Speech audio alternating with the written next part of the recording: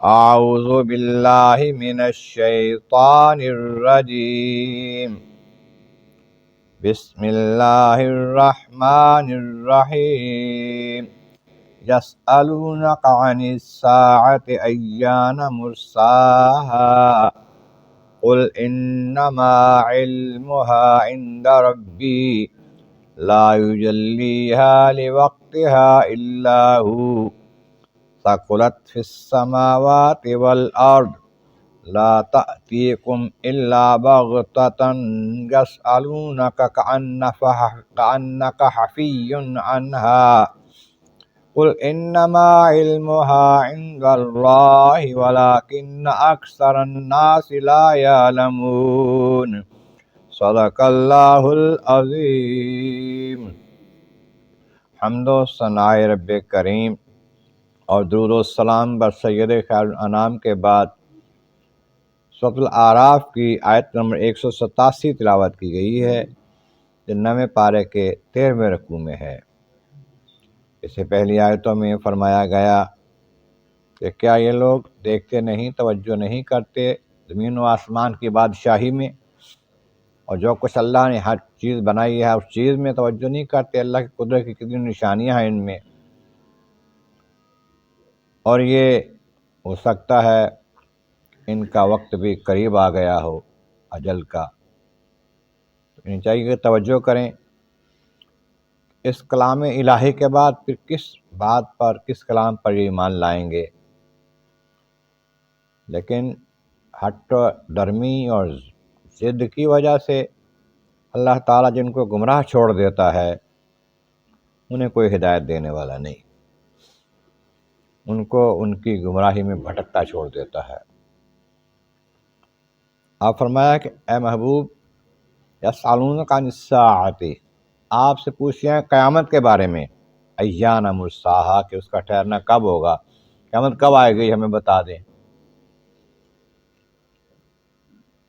تو آپ ان سے کہہ دیجئے قل انما علمها عند ربی، قیامت کب آنی ہے اس کا یقینی علم اور مکمل علم تو اللہ تعالیٰ کے پاس ہے، میرے رب کے پاس ہے، پروردگار کے پاس ہے۔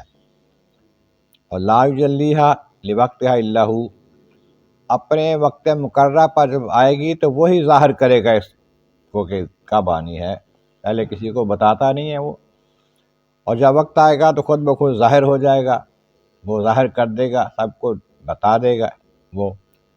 اور وہ قیامت کوئی ایسی آسان بات نہیں ہے۔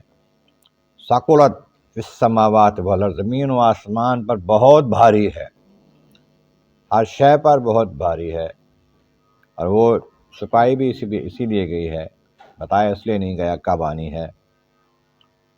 لیکن لا تأتیکم الا بغتۃ، تمہارے پاس اچانک آ جائے گی۔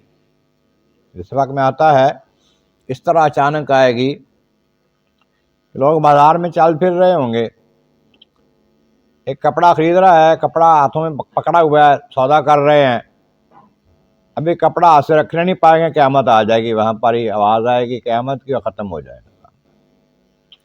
کوئی اونٹنی کا دودھ دھو رہا ہے، دودھ دھو کے اپنے گھر نہیں لے جا سکا، ابھی پی نہیں سکا، تو قیامت آ گئی، ختم ہو گیا معاملہ۔